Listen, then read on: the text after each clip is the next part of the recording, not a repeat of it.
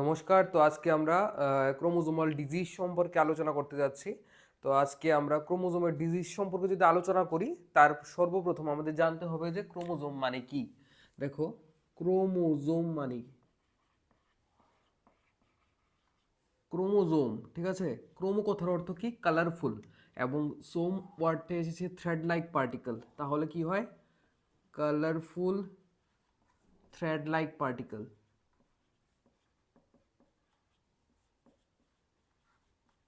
But কোথায় present থাকে? এটা নিউক্লিয়াসের মধ্যে প্রেজেন্ট থাকে, ঠিক আছে।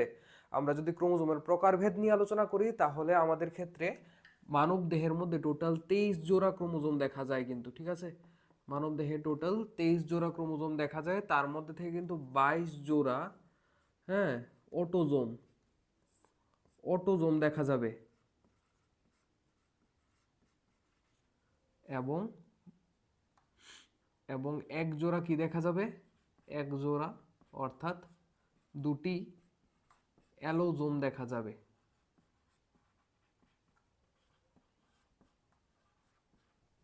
ঠিক আছে। ভিডিওটা আমি চেষ্টা করছি যে বাংলা এবং ইংলিশের মিক্সচারে করতে, যাতে করে তোমাদের বুঝতে সুবিধা হয়, ঠিক আছে। নর্মাল কনসেপ্ট ক্লিয়ার করার জন্য যদি বুঝতে চাও, তাহলে এখান থেকে কিন্তু দেখতে পারো।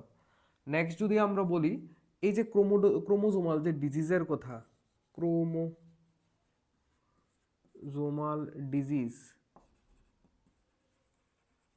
এর কথা যদি বলি, তাহলে বলবো যে এই যে ক্রোমোজোম যে গঠন হয় কোন সময় হয়? মিওসিস সেল ডিভিশনের সময়, ঠিক আছে। মিওসিস সেল ডিভিশন, যাকে কিনা আবার হ্রাসকরণ বিভাজনও বলা হয়েছে। মানে এই সময় ক্রোমোজোমের নাম্বার কিন্তু সাধারণত ডিপ্লয়েড থেকে হ্যাপ্লয়েড হয়, ঠিক আছে।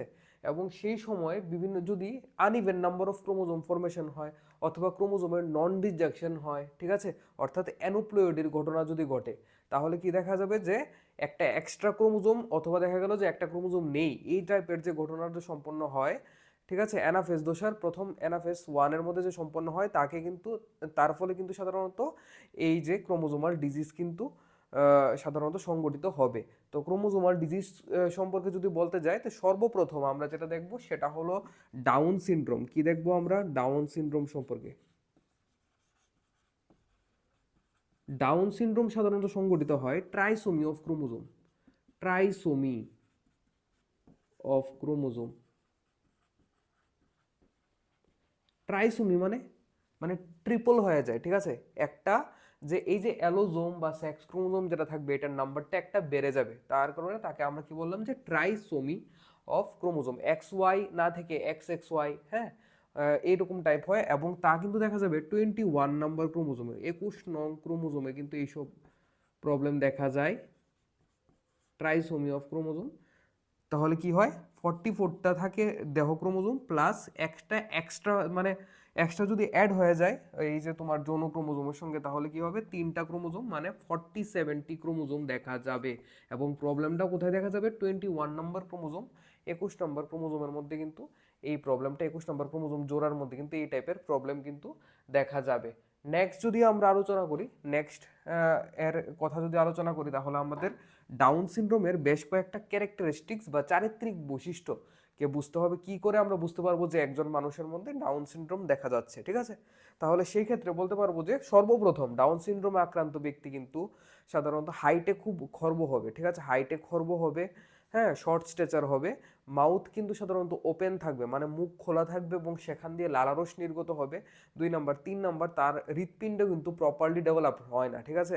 হার্টের যে প্রবলেম সেটা কিন্তু ছোটবেলা থেকেই দেখা যাবে, যাকে আমরা কনজেনিটাল বললাম, ঠিক আছে, বা হার্টের সমস্যা দেখা যেতে পারে। এবং নেক্সট যদি বলি, এই সমস্ত রোগ যারা, মানে এই সমস্ত রোগে আক্রান্ত ব্যক্তি সাধারণত মানসিকভাবেও বৃদ্ধি হয় না, ঠিক আছে। হ্যাঁ, এটা গেল আমাদের ডাউন সিনড্রোম সম্পর্কে কথা, যা কিনা আবিষ্কার করেছিল সায়েন্টিস্ট ল্যাংডন ডাউন 1866-এ। 1866 সনটা তুমি মনে রাখবে, 1866-এ কিন্তু আবিষ্কার করেছিল। নেক্সট আমরা যদি দেখতে যাই, তাহলে আমরা চলে আসছি টার্নার সিনড্রোমের সম্পর্কে, ঠিক আছে। এই জায়গাটা একটু ক্লিয়ার করে নিচ্ছি এখানে, তারপর আমরা কি দেখব? টার্নার সিনড্রোমের সম্পর্কে। টার্নার সিনড্রোমে কি দেখা যাবে? দেখো, টার্নার সিনড্রোমের মধ্যে একটা এক্সট্রা ক্রোমোজোম, যে এই যে ব্যাপারটা ছিল মানে 44টা দেহ chromosome plus X X or X Y, এইটার মধ্যে থেকে যে কোনো একটা ছিল না, এরকম ভাবে গঠন হতো যদি সাধারণ হতো, মানে যদি নর্মাল হতো। বাট এই রোগে আক্রান্ত ব্যক্তির কি দেখা যাবে সাধারণত 44 প্লাস এক্স জিরো, ঠিক আছে, এটা তো নাই, বাট এক্স জিরো সাধারণত মহিলাদের ক্ষেত্রেই দেখা যায়। কোথায় জায়গায় দেখা যাবে? মহিলাদের ক্ষেত্রে দেখা যাবে। এবং তার ক্ষেত্রে কিন্তু ওভারি কিন্তু থাকে রুডিমেন্টারি, মানে ডিম্বাশয় কিন্তু অপরিণত অবস্থায় থাকে। মানে এই সমস্ত ফিমেল কি থাকবে, এই টার্নার সিনড্রোমে আক্রান্ত ফিমেল কি থাকবে, সাধারণত স্টেরাইল থাকবে, ঠিক আছে, এই কথাটা একটু বুঝতে হবে। এবং এই সমস্ত ফিমেল, এই সমস্ত মহিলারাও সাধারণত আকৃতিতে কিন্তু খরবই থাকে। এটা আমরা বুঝে নিলাম টার্নার সিনড্রোমের সম্পর্কে এবং তার ক্যারেক্টারিস্টিক সম্পর্কে জানলাম। 1 নম্বর ছিল ডিম্বাশয় অপরিণত অবস্থায় থাকবে, 2 নম্বর কি ছিল, যে এই সমস্ত রোগে আক্রান্ত ব্যক্তির কিন্তু হাইটটা খুব বেশি হয় না, ঠিক আছে। অ্যান্ড দেন আমাদের লাস্ট ডিজিজ অর্থাৎ ক্লাইনফেল্টার সিনড্রোম সম্পর্কে জানবো কিন্তু। ক্লাইনফেল্টার সিনড্রোম এইটা সাধারণত পুরুষদের দেখে দেখা যায়, পুরুষদের দেহে দেখা যাবে। সেই ক্ষেত্রে আমরা দেখতে পাবো যে 44টা দেহ chromosome plus X X Y, ঠিক আছে। এক্স ওয়াই হওয়ার কথা ছিল, বাট চেঞ্জ কিসে হলো, এক্স এক্স ওয়াই, সেই ক্ষেত্রে একটা এক্সট্রা এক্স ক্রোমোজোম কিন্তু এখানে দেখা যাচ্ছে। যার কারণে কি হবে, এটা এই পুরুষ তো সাধারণত পুরুষের মধ্যে কি দেখা যাবে, একটু ফিমেলিশ বা মহিলা সুলভ একটু ব্যবহার কিন্তু তার মধ্যে দেখা যাবে, মহিলা সুলভ একটু আচরণ দেখা যাবে এই এক্স ক্রোমোজোমের জন্য। সেই ক্ষেত্রে পুরুষের যে এই যে শুক্রাশয় সেটার ডেভেলপমেন্ট ভালো হয় না, এই সমস্ত পুরুষরা সাধারণত স্টেরাইল হয়। এবং এবং তুমি যদি একটু লক্ষ্য করো তাদের ক্ষেত্রে কিন্তু ব্রেস্টের ডেভেলপমেন্ট লক্ষ্য করা যায়, ঠিক আছে। পুরুষ কিন্তু তার দেহের মধ্যে স্তনগ্রন্থির বৃদ্ধি দেখা যাবে। একে কিন্তু আমরা নাম দেব গাইনিকোমেস্টিয়া,